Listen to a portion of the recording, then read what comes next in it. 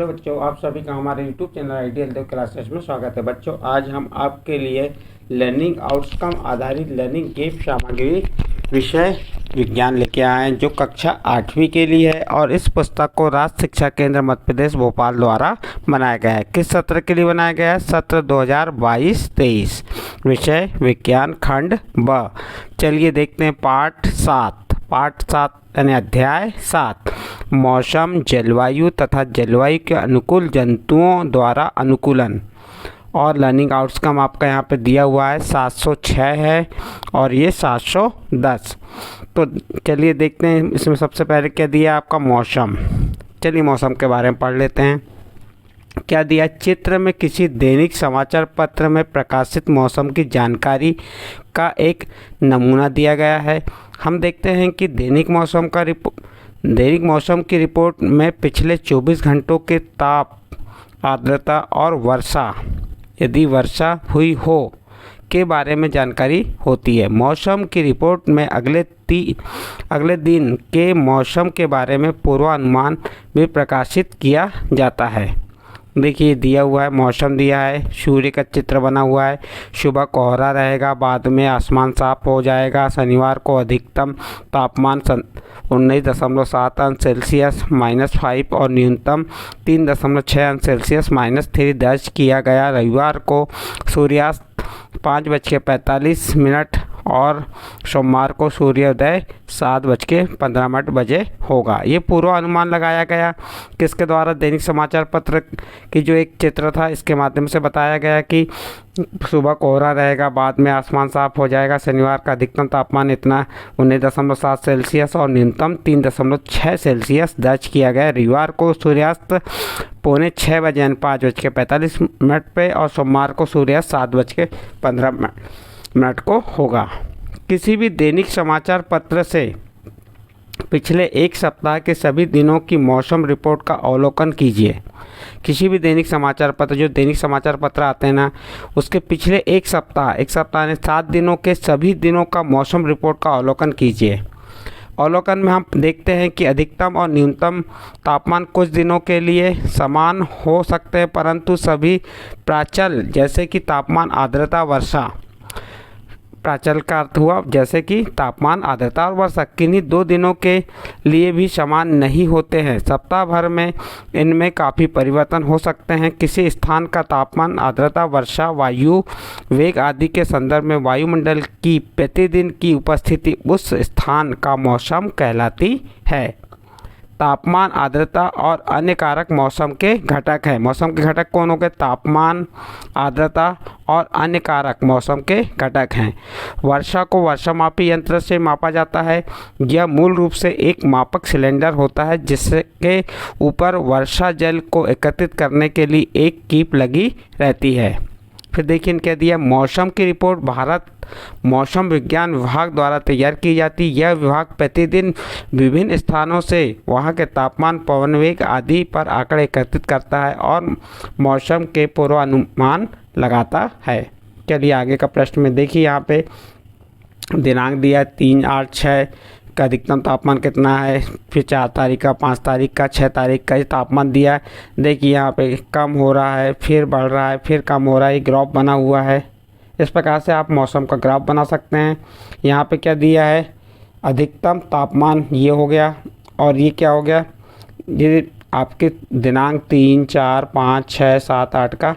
जैसे 3 तारीख को कितना था? 26। 4 तारीख को यहाँ पे देखिए 4 तारीख को कितना? 23.5 और 5 तारीख को फिर बढ़ गया। 5 तारीख को 25 अंश सेल्सियस हो गया। 6 तारीख को कितना है?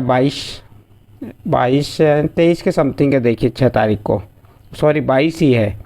और 7 तारीख को देखिए कितना हो गया, यहाँ पे जाने के बाद 7 तारीख को हो जाता है 25.5। फिर 8 तारीख को कितना है? 23.3 सेल्सियस और 9 तारीख को 24.4 अंश सेल्सियस है। तो इस प्रकार से इसका ग्राफ बना सकते हैं आप। फिर देखिए आगे क्या दिया? जैसा किसी भी मौसम की रिपोर्ट से स्पष्ट होता है कि अधिकतम और न्यूनतम तापमान को प्रतिदिन रिकॉर्ड किया जाता है। इस कार्य के लिए एक विशेष तापमापी होता है जिसे अधिकतम और न्यूनतम तापमापी भी कहते हैं। इसके बाद आती है आपकी जलवायु।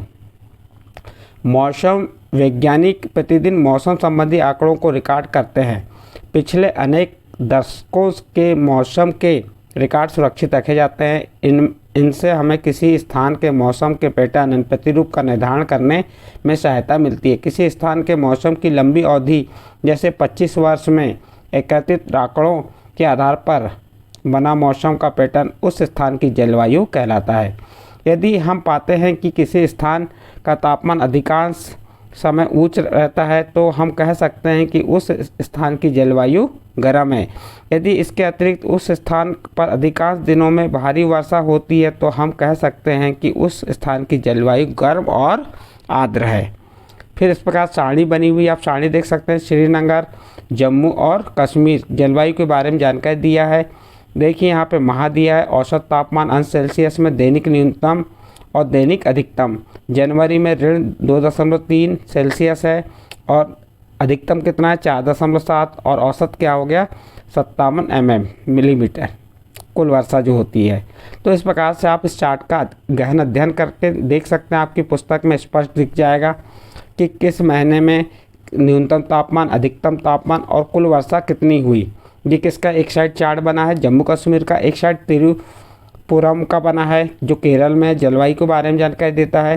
तो ये दोनों चार्टों का अध्ययन आप देख के कर सकते हैं। अब देखिए सारणी 7.2 और सारणी 7.3 देखने पर हम आसानी से जम्मू कश्मीर और केरल के औसत तापमान में अंतर को देख सकते हैं कि केरल जम्मू और कश्मीर की तुलना में बहुत गर्म और आर्द्र है। कौन? केरल किसकी तुलना में? जम्मू और कश्मीर की तुलना में गर्म और आर्द्र है, जिसमें वर्ष के कुछ भागों में मध्यम गर्म और मध्यम आर्द्र जलवायु होती है। फिर इसके बाद जलवायु का अनुकूलन दिया है। जलवायु का सभी जीवों पर गहरा प्रभाव पड़ता है। जंतु उन स्थितियों में जीने के लिए अनुकूलित होते हैं जिनमें वे रहते हैं। अत्यधिक गर्म और सर्द जलवायु में जीवित रहने के लिए जंतुओं में स्वयं को चरम, शीत अथवा ताप से बचाने के लिए कुछ विशेष गुण होते हैं। वे सभी गुण और लक्षण जो जंतुओं को उनके परिवेश से अनुकूल में सहायक होते हैं, विकास की प्रक्रिया का परिणाम है। वस्तुओं के जलवायवीय परिस्थितियों के लिए अनुकूलन के उदाहरण के रूप में हम केवल ध्रुवीय क्षेत्र और उष्णकटिबंधीय वर्षा वनों में रहने वाले जंतुओं की चर्चा करेंगे। जैसा कि नाम से ही स्पष्ट है कि ध्रुवीय क्षेत्र ध्रुवों पर स्थित होते हैं, जैसे उत्तरी ध्रुव और दक्षिणी ध्रुव। ध्रुवीय क्षेत्र के कुछ परिचित देश हैं, क्या है? Canada, Greenland, Iceland, Norway, Sweden, Finland और अमेरिका में अलास्का को रूस और साइबेरिया क्षेत्र हैं। किसके? ध्रुवीय क्षेत्र के कुछ परिचित देश हैं। Bharat, Malaysia, Indonesia, Brazil, Congo गणतंत्र, केन्या, युगांडा और नाइजीरिया कुछ ऐसे देश हैं जहां उष्णकटिबंधीय वर्षा वन पाए जाते हैं। इसके बाद देखिए ध्रुवीय क्षेत्र के बारे में पढ़ लेते हैं। ध्रुवीय क्षेत्रों में चरम पर जलवायु पाई जाती है। यह क्षेत्र सदैव बर्फ से ढके रहते हैं और यहाँ वर्ष के अधिकांश भाग में अत्यधिक सर्दी रहती है। ध्रुवों पर 6 महीने तक सूर्यास्त नहीं होता और बाकी 6 महीनों तक यहाँ सूर्योदय नहीं होता। यहाँ रहने वाले जंतु इन चरम परिस्थितियों के अनुकूलित हो गए हैं। ध्रुवीय भालू के सारे शरीर पर सफ़ेद बाल, जो ध्रुवीय भालू होते हैं उनके सारे शरीर पर सफ़ेद बाल यानी फर होते हैं, जिससे वे फर को सफ़ेद पृष्ठभूमि में आसानी से दिखाई नहीं देते। इन्हें चरम शीत से बचाने के लिए इनमें बालों की 2 मोटी परतें होती हैं। इनकी त्वचा के नीचे वसा की एक परत होती है। ये अपने शरीर को बहुत अधिक गर्म हो जाने से बचाने के लिए अक्सर विश्राम करते हैं। ये किसके बाद भालू के बारे में यहाँ लिखा हुआ है, आप इसे पढ़ सकते हैं। इसके बाद उष्णकटिबंधीय वर्षा वन। उष्णकटिबंधीय क्षेत्रों की जलवायु सामान्यतः गर्म होती है क्योंकि यह क्षेत्र भूमध्य रेखा के आसपास स्थित होते हैं। वर्ष भर दिन और रात की लंबाई लगभग बराबर होती है। इन क्षेत्रों में प्रचुर मात्रा में वर्षा होती है। इन क्षेत्र की प्रमुख विशेषता उष्णकटिबंधीय वर्षा वन है। उष्णकटिबंधीय वर्षा वन भारत में पश्चिमी घाटों और असम में पाए जाते हैं।